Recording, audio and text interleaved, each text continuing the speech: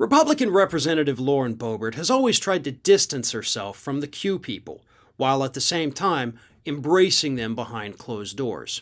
She has publicly said that the Q beliefs are fake news. But she's also on record as saying she wishes that Q was real and hopes that maybe it is.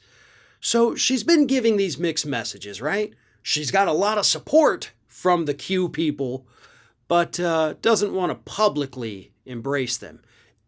Except, of course, for the times when she has literally publicly embraced them and been photographed with them.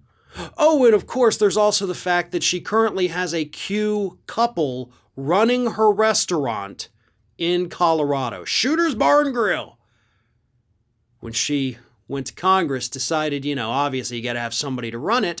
So they reached out to a Q couple, and that wasn't enough for them either.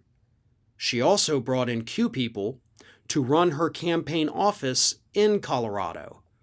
So for an individual who loves to publicly tell us she does not support this ideology, she sure as hell is surrounding herself with the craziest of the crazies. Why? Why not just embrace it? You're not going to attract moderate voters next time you're up for re-election. In fact, according to the redistricting that is taking place in the state of Colorado, it's going to be hard for you to win no matter what, unless, of course, that changes between now and then. But I don't see why it would. So your district is going to become more blue. So why not go all in? I mean, technically, you already are all in. We know who you are. We know what you're all about. We have seen your statements. We have seen the photographs. We have these new reports now about all the Q people that you've put in your campaign office and literally in your restaurant. Lauren, there is no escaping who you are and what you believe.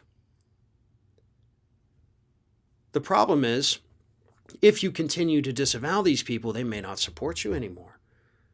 It may not be enough to have them staffing your restaurant and running things while you're in D.C. It may not be enough to have them running your campaign office if you continue to publicly call them fake news. So Lauren Boebert really has put herself between a rock and a hard place here, and she deserves every bit of discomfort that comes along with that.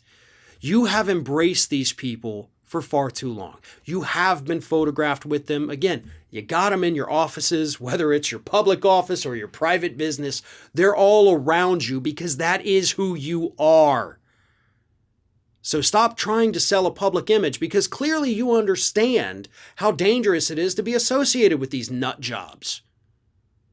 That's why you're saying these things publicly. That's why you tweeted out that they were fake news. But you're willing to go on their podcasts. You're willing to pay them money to run your professional and your public life. That is who you are, Lauren Boebert.